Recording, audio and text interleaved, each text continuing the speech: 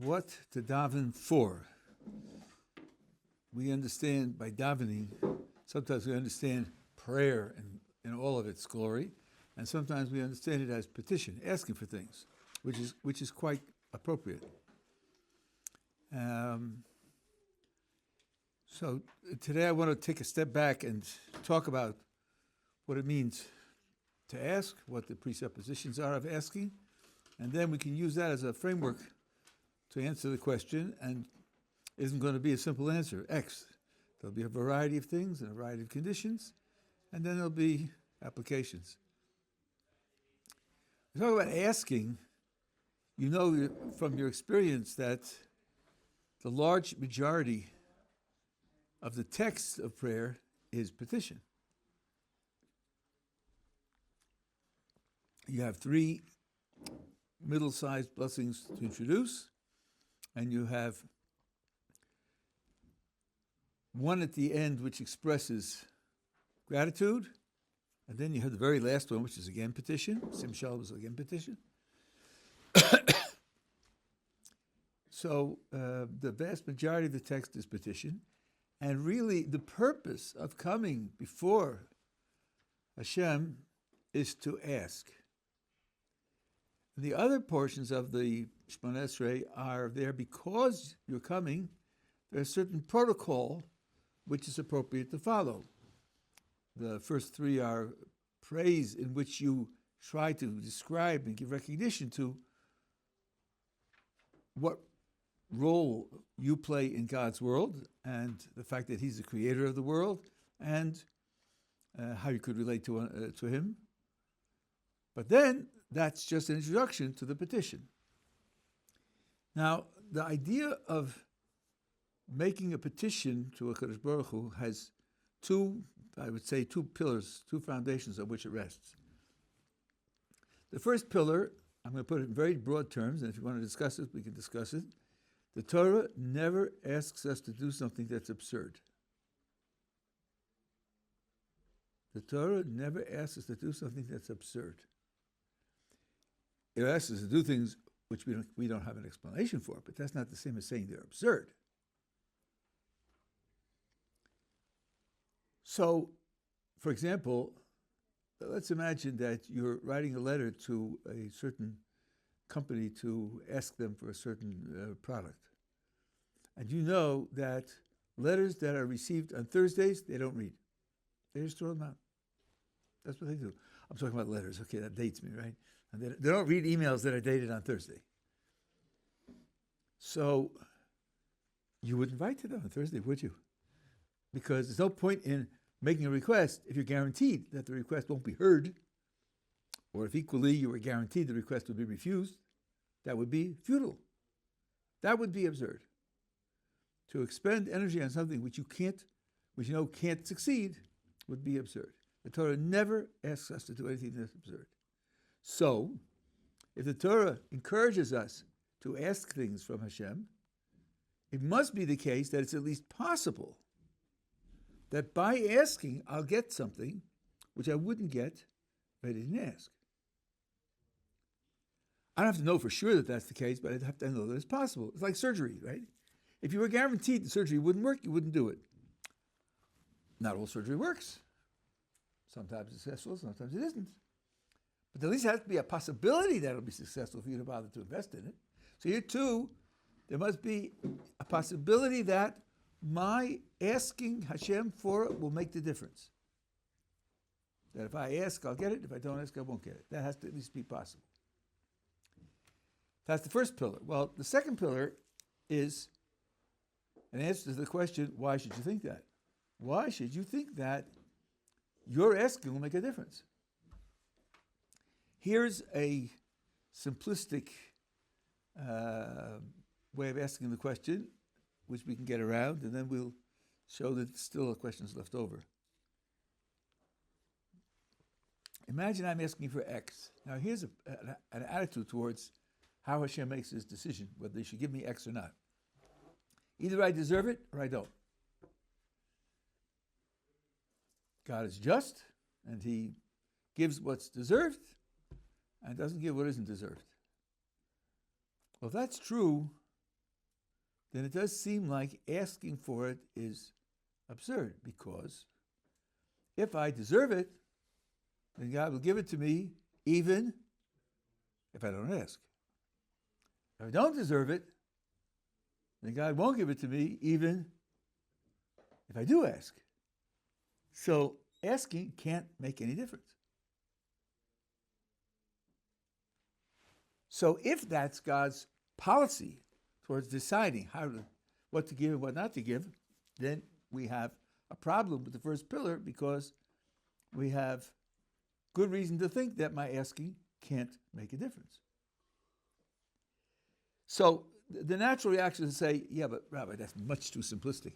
God doesn't just decide what to give people on the basis of whether they deserve it or not. There are lots of other considerations that he takes into account. That's true. There's kindness and there's mercy and there's the way this person is connected to other people. We spoke about that the other day. And there are lots of other considerations that he takes into account. Still, one could ask, why should we think those other considerations depend upon whether I ask or not?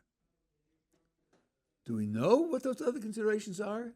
Have we got some insight into them so we could say, oh yes, God cares about Q, and since he cares about Q, then whether I ask or not, it's going to make a big difference, because whether I ask or not has a difference with respect to Q. Do we have any information about what he wants, what he appreciates, which would lead me to think that whether I ask or not will make the difference? That's how you have to build the second pillar. And that's how we decide what to ask for. And the answer is yes, we do. We do have some information about what HaKadosh Baruch Hu wants, and those things that he wants do support the idea that if you ask, you'll get. If you don't ask, you won't get, at least sometimes. That's always possible.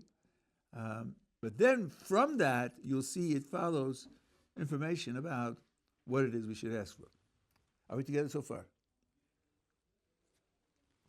Okay. Now I want you to imagine a person whose requests from God are totally selfish.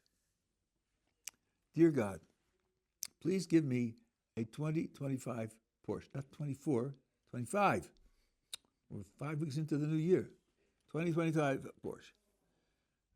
Why? Because I like nice cars, leather seats, and quadraphonic sound, and climate control, and of course 3 GPSs to play them off one another, and the deal, the whole deal. Put in some of Musk's self-driving programs also. Fine, no problem. What was the third pillar again? There's only 2 pillars. Oh, there's only 2. I think so. 3. Never mind.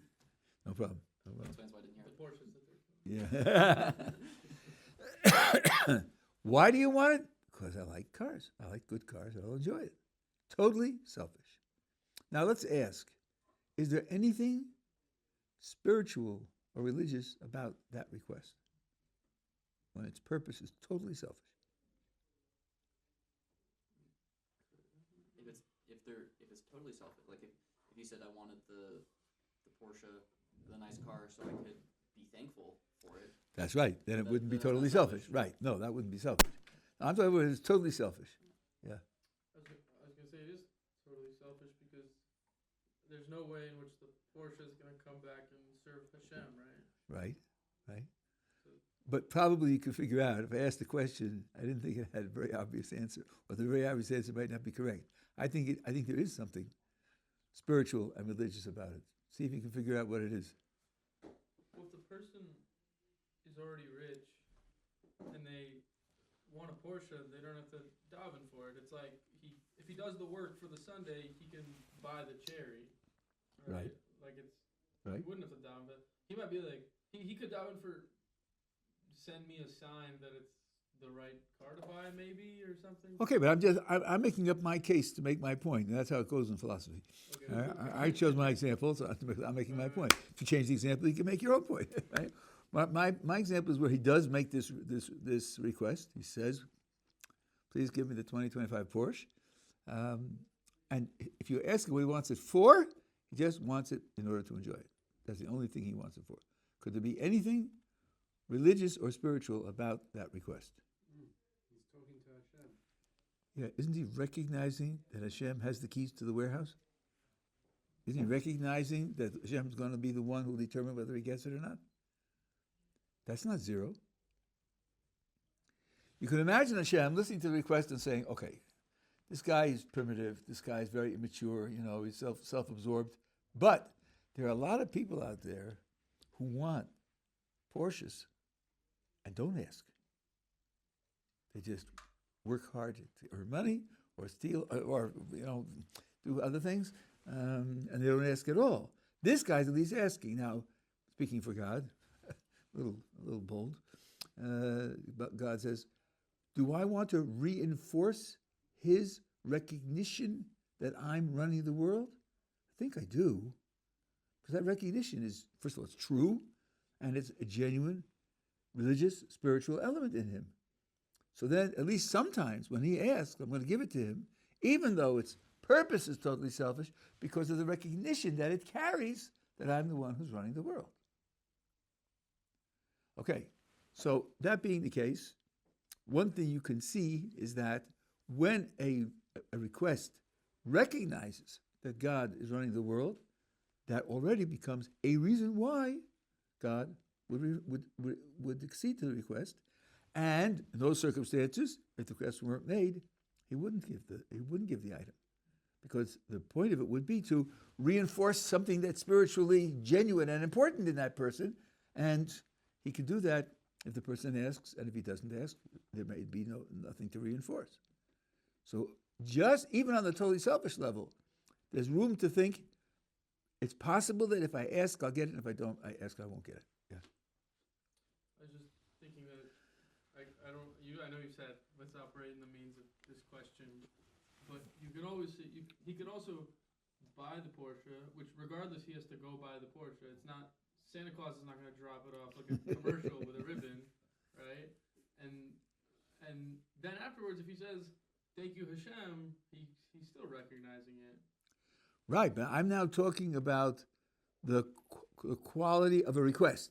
There are many ways to interact spiritually with the world, and of course, Baruch Hu would have a reason to strengthen all of them. But my subject now is only making requests of God. That's what I want to ask.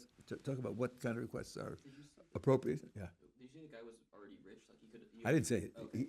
He asked that as part of his thing. I crossed out my notes. Yeah. But if the person was already rich and they didn't have to ask, but they still chose to ask anyway, would they need to, because they could just buy it without? Like they're doing it anyway, but I haven't thought of that. Let me think about that for a second. It's an interesting case. It always. What are you supposed to assume? He's a miser. He doesn't like to spend money. Yeah, he's got money, but doesn't spend it. That's pretty extreme. Why would he be asking for something which he can himself? I mean, I guess I'd have to know his psychology. Why would he be asking for something? I don't ask God to give me milk. Baruch Hashem, I have a job, and sometimes they pay, and sometimes they don't. As you know from our attempts to raise money here. I guess it could be him praying, like he's able to go to the dealership and he's able to actually acquire the car. But at that point, it's not the car; it's the acquisition that he's praying for. Yeah, I mean, he could get an email from a cousin that says, "Listen, I have good news for you. I entered your name in a lottery to win a Porsche, and you won the Porsche, so it's your Porsche." That would be a way without going to the dealer, it'd be delivered to the house. And that sort of thing could happen. Okay, so that's one type of request with its solution to the second pillar. The second pillar is, I have reason to think that it's possible if I make the request, I'll get it. If I don't make the request, I won't get it, because God will want to reinforce my recognition that he's running the world. There's a level up, which is a sizable step up, but I think it's something we could all work on. It's something that's practical for people. It's not ideal for the greatest tzaddikim, and it carries with it a very strong implication as to what you should ask for, and has lots of implications. And that is, you should ask for things with which you can serve God better.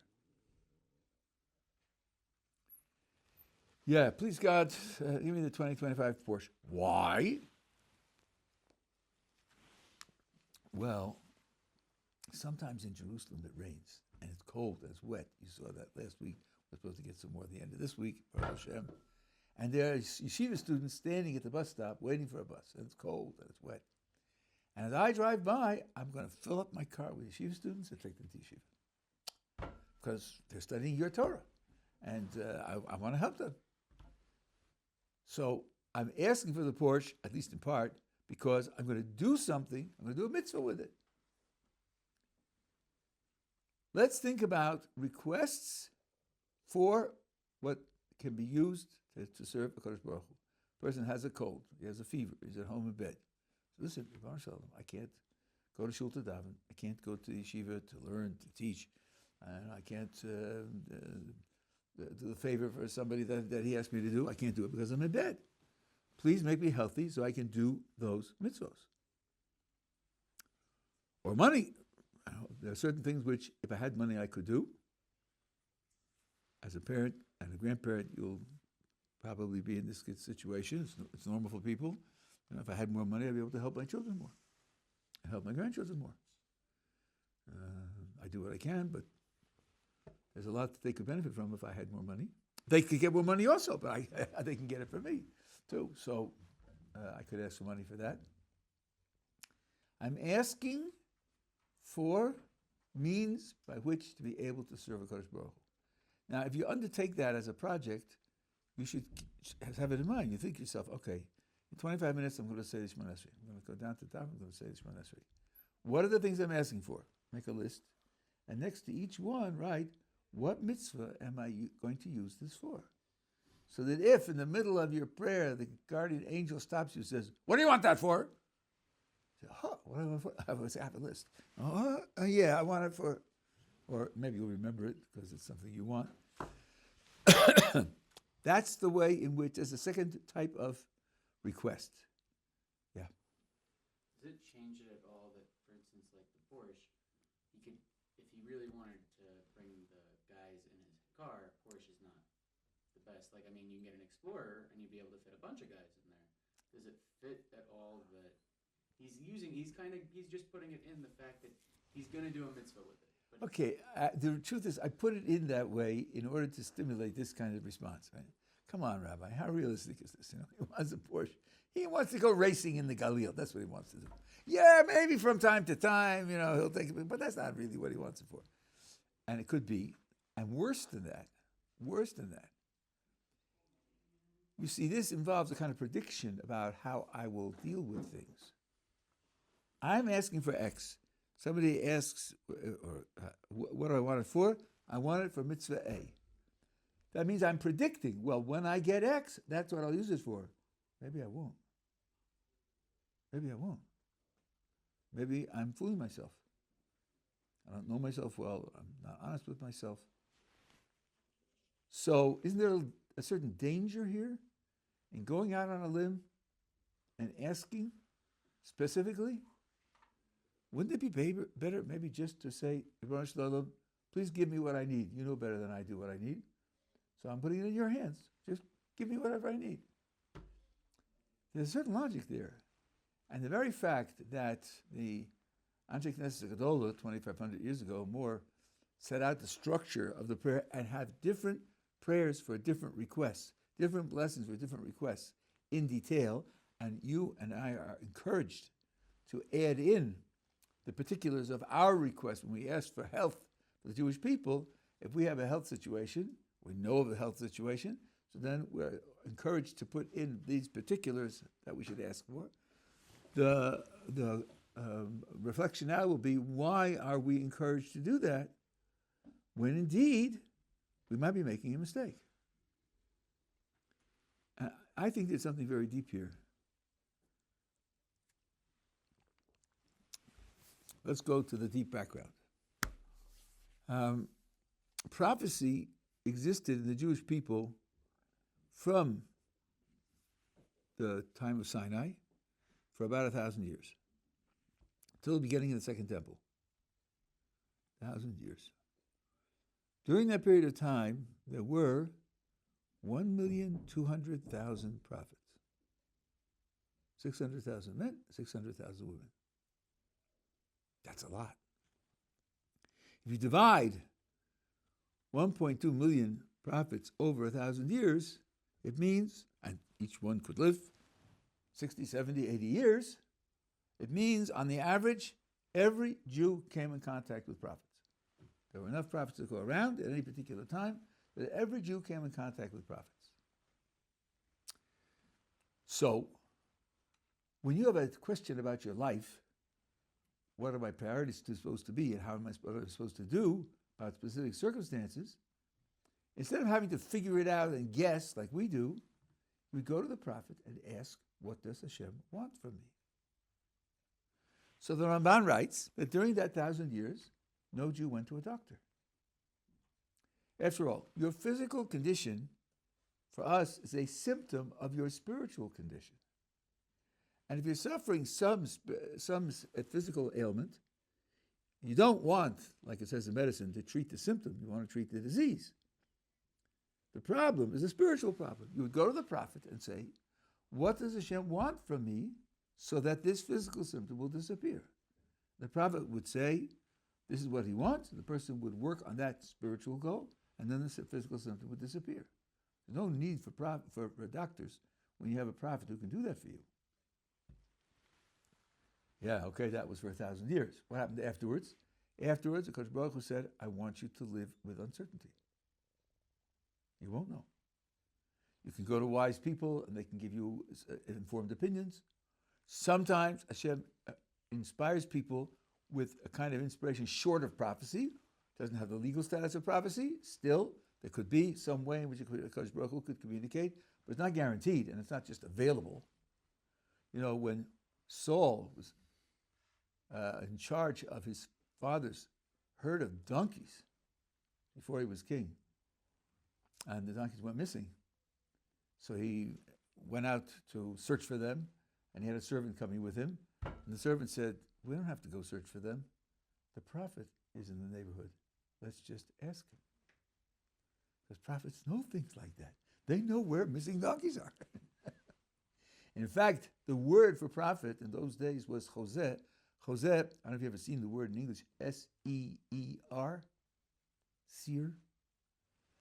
That's a good translation of Jose in Hebrew. It means seer. He's the one who sees things. He sees things that we don't see. And indeed, they went to Shmuel, who was the prophet, and he told them where they were. He told them other things also, which they weren't prepared for. But okay. So they were available to people, and people used them for that. Look, he knows things that we don't know, and he loves the Jewish people, he loves us, he wants people to be good. So we'll go and ask him. Since the Kodesh Baruch Hu took away prophecy, what it means is that we have to live without it. So the kinds of decisions that we used to go to the prophet for a kind of ultimately authoritative decision, we don't have that anymore. We have to investigate as best we can, and we have to live with the consequences. Of course, you say to the Kodesh Baruch Hu, listen, you put us in this situation. I accept it. I have no choice but to accept it, but I accept it willingly. And I'm praying to you that you should guide my mind or guide my steps to people who will advise me, and so that I will be able to do what you want me to do. That's all. And then you investigate and you make a decision as best you can. Now, you have to do this about all of your practical life. So let's imagine that you have a job. You're working 40 hours a week, you're earning $80,000 a year. And someone offers you a new job, 50 hours for $100,000. Okay, that's going to be a substantial change in your condition, both in the time that you spend working and in the amount of money that you have. So from our point of view, how do you make that decision? Well, you think, okay, here's my 40-80 life. Here's what I'm able to do, what I'm not able to do. Here's what having only 80,000 means that I can't do. Now, if I move to the 50-100 life, will my net service for Kodesh Baruch Hu be improved, or will it deteriorate, or will it be the same? And if it will be improved, so then you decide to make the move. Okay, now let's push that back. Let's suppose the person's in the 40-80 life, and he's thinking about what would be a good alternative to seek. It hasn't been offered to him, but he's thinking, is my life well organized the way it is, or could it be improved? And he figures out for himself that 50-100 would be better for him than 40-80. So then he's going to look for, he's going to put his name up on information boards and send out emails and do whatever he can to find such a job and apply for it and receive it, right? Okay. Now, one of the things that he can do is to pray for it. Prayer is a kind of what we call in Hebrew hishtadlus. Prayer is a way of changing the world because, as we said at the beginning, in order to pray, you have to have in mind that it's possible that your prayer will make the difference, whether you get it or not. So prayer is a way to, it's not guaranteed, but very little in life is guaranteed because it has a relevant connection to the outcome. You use it as one of your means. The Chazon Ish really talks about this. Imagine that a person is standing next to a lake. Somebody's out in the middle of the lake with a boat, and the boat goes over suddenly, and he's dumped into the water. The boat's floating away, and he yells, "Help! I can't swim!" He's in there and he can't swim. Well, what's practical? My swimming is very poor, and I'm not very strong. I would never be able to get him out. Is there a boat around that I could take? No. Is there a log I could throw to him? A rope I could throw to him? No. Well, I guess I can't do anything to help him. I'll just pray for him. Says the Chazon Ish, that's a mistake. Because praying for him is also helping him. Because it might be that the prayer will tip the scales and make the difference between whether Hashem saves him or not. Prayer is a way of helping. And if I am a good swimmer and I can save him, it would be reasonable on my way out to meditate on a prayer, please Hashem, make my effort successful. Because it's another means that I have to make it work. Okay, so now, if I'm put in a situation where I have to make life decisions, and I don't have a prophet to go to consult and get absolute information, what's right, what Hashem wants, what Hashem doesn't want, deciding what to pray for is also deciding what to do about my situation in the world. And my situation is I should make the decision as best I can and then follow it in terms of what to pray for, just as I would in terms of alerting people that I want that other job. It's just another part of the means. So this is why, it's one reason why it's appropriate to pray for a specific thing, because you have decided that you think that that thing will help you serve Hashem, even though you know you might be wrong. You accept the fact that you might be wrong, and you act on that basis anyway. Okay, are we clear? Yeah. I have two.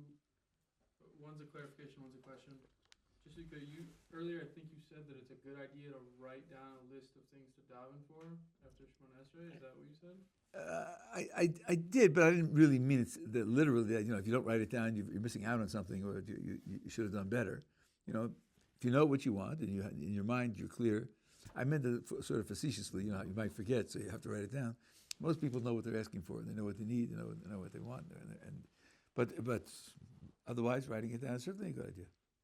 So there's nothing wrong with writing it down. Nothing wrong with writing it down. Absolutely not. Yeah, Absolutely. Okay. And then the second question is, I don't know if anyone else has had this experience, but sometimes it feels like when you daven, I know jinxes aren't real. Jinxes are like a superstition, so to speak. Sometimes it feels like when you daven for something, the exact opposite happens. And I don't want to say that. I know it's like up to Hashem's will, but I have this innate feeling that like I don't want to daven on anything unimportant, and it feels like when I daven on small matters, or like if I ask for something that seems small in the grand scheme of things, that oftentimes it doesn't go my way, and it feels almost like Hashem is saying like don't ask me for little things. I don't think that's correct. I know people who talk to Hashem all day long, and I think I wouldn't say you should do it artificially if you didn't really feel it or mean it, but I think it bespeaks a very close connection. Where are my keys? Ribono Shel Olam, I can't find my keys. Please help me to find my keys. There's nothing wrong with that, because especially when you find them, you'll say thank you. That's very good. After all, Chazal say you should thank Hashem for every breath. Every breath. Wow. Is that small? I mean, you got to breathe to live, but still, you take your breaths for granted. No, you should thank Hashem for every breath. So I don't see anything wrong with it. I doubt very much that there's a run like that. Very often we have subjective impressions of things because our psychology prejudices us in a certain way. Certain things stand out, other things don't stand out. The only way to make it objective is to write them down. Write every one of them down. You're often surprised when you do that people who think that they have dreams that foretell what's going to happen during the day, and one thing that happens is you forget almost all the dreams that you have. Sometimes when the thing happens, and I dreamt that last night because it happened, so you remember the dream, but you don't remember all the other dreams where the thing didn't happen, which means that on the whole, the vast majority of your dreams don't correctly predict what's going to happen. So I think that would be much more realistic. Yes, I don't think you should. I don't think you should feel that things are too small to be asked for, and it's a means of expressing and reinforcing your consciousness of HaKadosh Baruch Hu. Well, I'll give you. Oh, maybe this is. I haven't seen this before, but maybe this is a kind of illustration of it. The Rambam writes that there are three types of blessings. One is a blessing on a mitzvah that you do, Asher Kedashanu b'Bitzosav, and one is a blessing on things of pleasure, like food and drink and aromas. And then there's a third type, which he calls blessings of Hoda'ah in Hebrew. And the right translation of Hoda'ah is acknowledgement. And they are of three types, three subtypes. There's thanksgiving and praise and petition. All three are based on acknowledgement, because if you think about it, thanksgiving, praise, and petition all are reactions to facts. Thanksgiving is a reaction to, Kosh Baruch Hu gave me something which benefited me.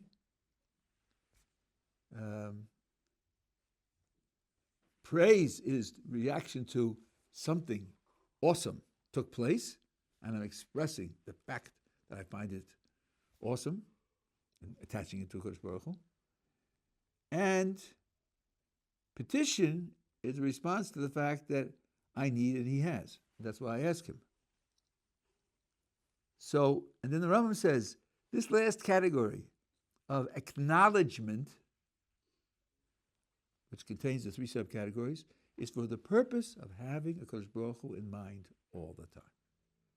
The rabbis created a whole structure of blessings, which you're going to say many blessings during the day. There's based on a passage in Psalms, a Jew should say 100 blessings a day. 100 blessings a day, several per hour. And the normal Jew, if you count them up, there are indeed 100 blessings that a person says in a day, and there may be more. So here you say, well, I'm just going to eat an apple. Right, but make a blessing. Why? Because you have a Kodesh Baruch Hu in mind when you're doing that. So if you're missing your keys, say, everybody, I'm missing my keys. Please help me find them. And when they find them, you say, thank you. I think there's absolutely nothing wrong with that. Nothing wrong with it. It's right. So I would say more than there's nothing wrong with it. It's the right thing to do. Okay, so now we have this type of petition. Now let's ask, what reasons does the Kodesh Baruch Hu have? Oh, sorry, you had a question, yeah. So it's like a two-part question, because the whole idea of praying to Hashem is so vague. And for example, if I would want something from Hashem, if I had to close my eyes and shachol and really pray to Hashem, or if I just thought in my head, hey Hashem, can I find my keys? With the prayers, is that different, or to Hashem that's identical? Well, I don't think that the drama is a very significant aspect of the request, but the question is how sincere it is, and how I mean, if it expresses a relationship. You're talking to the one who really hears you and really cares about you, then it's very significant. Very significant. I mean, without saying words? Is that what you mean? Yeah. Like I think that Hashem, please help me find my keys. Well, it's very interesting. There are various texts which are very important in Judaism, and there are texts whose meaning should be reviewed in certain ways. Almost always, maybe every time, the way of interacting with the text is to speak it. We don't have a mitzvah of meditating on a text. Now there's deep things here about what the human being is and what his nature is, and bringing the spiritual into the physical. There's a whole background to this. But we don't have just meditation. We have speech. And although you can mentally think about asking, but it's not the same as speaking. And in prayer has to be spoken. There's no such thing as meditating on prayer and satisfying the mitzvah of prayer. It's got to be acted out as interpersonal. I can give you a little hint about this from the other side. You know that the creation of the universe, the trigger for each creation was a divine speech. So the philosophical commentators ask, why did they do that? It doesn't need to speak. Besides, the very first speech, there's nobody there to hear it. Right? I mean, did anybody hear the rest of the speeches? Why did he speak? And the answer was because that's the way human beings get things done. Rambam says it expresses the idea of a king. A king gets things done not by running around all day and cooking his breakfast and shooting at the enemies. He gives orders. So the Kodesh Baruch Hu created the world through speech is a portrayal of majesty, of kingship. So even the Kodesh Baruch Hu, so to speak, does things in order to portray them in a way that's meaningful, given the circumstances that we live under. Same thing, Ramchal and others say, we have days of judgment in the year, Rosh Hashanah and Yom Kippur. Isn't the Kodesh Baruch Hu watching all the time? And aren't the things we do all the time better or worse, good or evil? So what do you mean? He says it's a time of judgment. And Ramchal quotes a principle, Malchusa Rakia, Malchusa Da'ara. The way in which the Kodesh Baruch Hu runs the kingdom of the world from heaven is the way in which human beings run the kingdom of earth. And earth, the king doesn't sit judging people's actions all day, every day, 24/7, 365. He has periods of time in which he doesn't, and there's periods of time he does other things.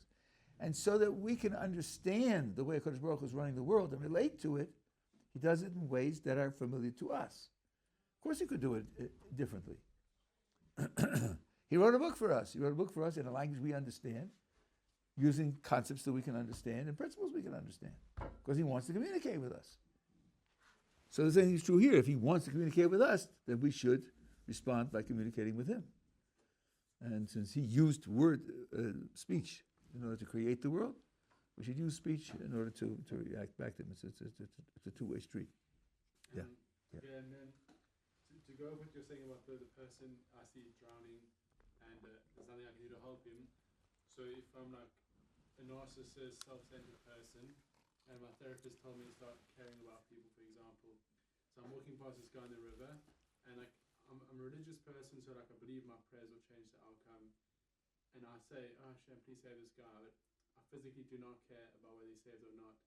Does that increase the odds of him surviving, or do you have to mean what you say? Like, Not sure what the word physically means in your sentence. I physically don't care about him. this is special. To me, like this is not true, but like to me, whether that person would live or die, like it doesn't. I don't care, for example. Okay, you're bordering on it's a very significant question, I think. Let me give you a real example, which bothers a lot of people. It bothered me when I was first becoming observant. Praying for the restoration of the temple and animal sacrifices. I imagine my friend saying to me, "You really want animal sacrifice? What's the matter with you?" Like the guy when I put on a yarmulke on the campus said to me, "Who do you think you are, the Pope?" Those are the guys that I was living with, So But now, let me give you an example and see how you feel about this. You go to the doctor for a checkup, and he says to you, look, you're basically okay. You have such and such a condition, but there's a medicine for it. Take the medicine for 30 days, it'll go away, and everything's fine. Just take this prescription to the pharmacy and take the pills for 30 days. So, fine. You take the prescription to the pharmacy. You hand it to the pharmacist. He says, oh, yeah, we have this stuff. Let me ask you a question. Do you really want this stuff? Do you really want it? You yourself, do you want it? Now, should you say, no, I'm just going to throw it in the sewer? No, that's not right. I mean, you're not pretending to want it. The only question is, why you want it? Well, you don't want it because you know what's wrong with you, and you know the pharmacology based on this medicine, and you know the statistical runs that have been done, and you know the projected outcome. All you know is your doctor told you it's good for you. I want it because my doctor, whom I rationally trust, told me it's good for me. So that's why I want it. I do. I really want it. I'm not fooling that I say that I want it, but it's just, why do I want it? On the basis of my own experience and research and understanding, or trusting somebody else's authority. So, I say to people, again, like I experienced it also, Rabbi, how can I honestly say, please restore the temple and the animal sacrifices when, if you'd asked me honestly, I couldn't work up any enthusiasm for that. I think I tell them, you could say it this way, very great people said you should want it. Very great people said it's important for you and the world. Very great people said that you're missing out because you don't have it. And you could say, although I can't pledge allegiance for myself, I trust them. And they tell me that we need it, that's why I'm asking for it. So I think the same thing is true here. A narcissist who says, I don't instinctively feel for the other person, but I've been told that it's important for me to care about other people, so I'm acting out the caring in the hope that it will lead to a change in my psychology, right? So then, is he sincerely deciding to act out the caring? Yes, he is, because he sincerely wants to change his psychology. So it's not as if he's just play acting when he asks. No, he's decided to ask because that's the right thing he should do. It's just that the reason it's right is superficial as opposed to really caring. But that doesn't make it phony or a lie or a deception in any way. Another example, which I don't know whether everyone will agree with me on this, but someone asked me the following question. His son leaves the house at 6:15 to go to yeshiva. He gets up at 6 and sits there with the sefer open, learning. His son says goodbye and leaves the house, sees his father learning. Okay, at 6:16, he closes the safe and goes back to bed.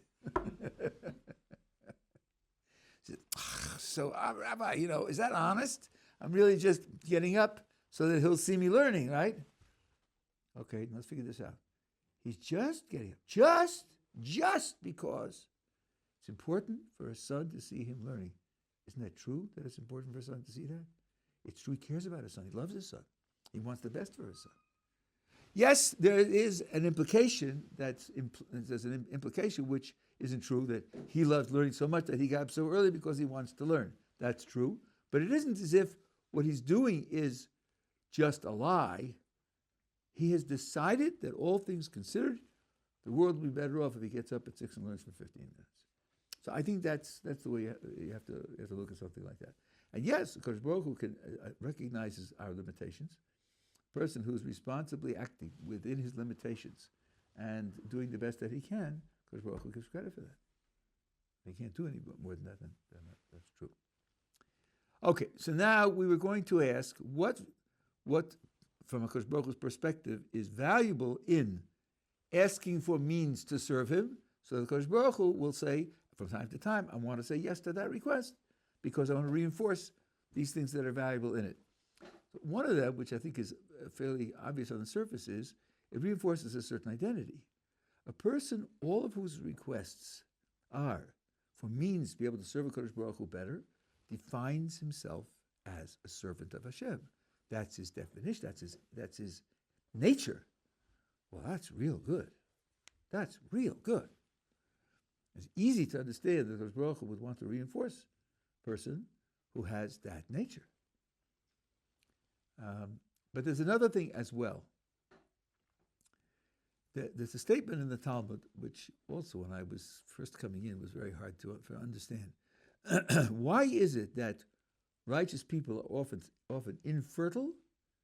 HaKadosh Baruch Hu misaveh l'sfilosin shel tzadikim. HaKadosh Baruch Hu desires the prayers of the righteous. I thought, come on. I know people who have infertility problems. It's very, very stressful, painful, disappointing. There's a lot of self-doubt and self-worry, and not to mention money and invasive procedures and hopes that are dashed over and over again. I mean, and because Baruch Hu likes that, he enjoys that. Why would he want that? Then I thought to myself, hold on. It says he wants the prayers of the righteous. Oh, so not everybody who's infertile.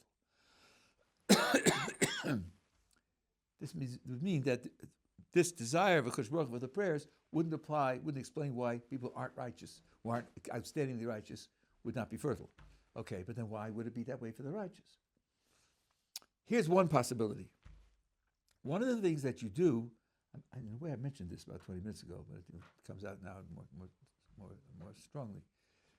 One of the things you do when you ask for something is you prepare yourself to use it appropriately when you get it.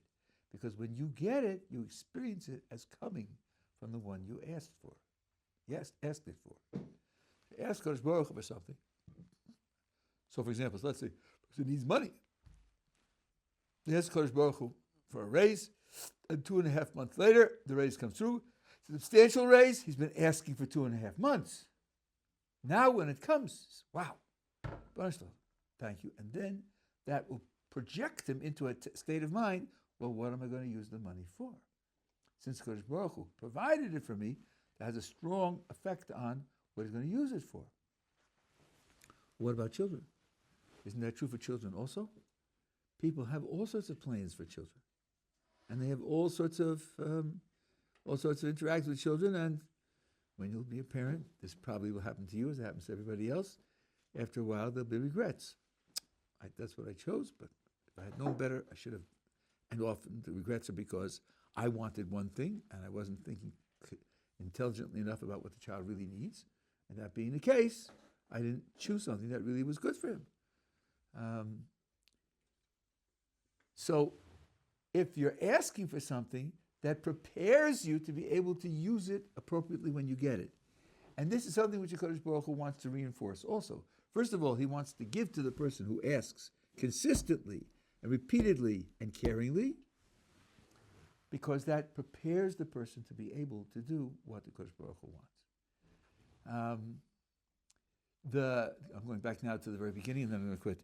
The Abel's question, why should I think that my prayer will make a difference? I would say the deepest picture is this. HaKadosh Baruch Hu has rules set up for what people of different types will get. So, for example, you have reward and punishment. Obviously, a person that does a mitzvah gets a reward. Does an avera, he gets a punishment. So the difference is built in. So, HaKadosh Baruch Hu has rules for what people of different types will get. In prayer, you can change your type. And since you change your type, you'll be answered. Not that you change HaKadosh Baruch Hu's mind. Not that, I know you don't want to give me X, but please, please, No, it's that by asking, I change myself. I'm a person now who asked. I express the attitude of HaKadosh Baruch Hu is running the world. Or I express the attitude that I want to serve HaKadosh Baruch Hu, and that attitude becomes reinforced and becomes stronger in me. Or I'm expressing the attitude of preparing now for what comes, to use it in the appropriate way. So I think wanting the prayers of the righteous, because that's the kind of prayer the righteous person will give. He will give a prayer which will actually change who he is, build who he is, And those, because Baruch Hu wants those prayers from the righteous because it builds them and changes them in positive ways. I have a question pertaining to tzaddiks who were not blessed with children. You were by Reb Soloveitchik, right, in Boston? Yeah.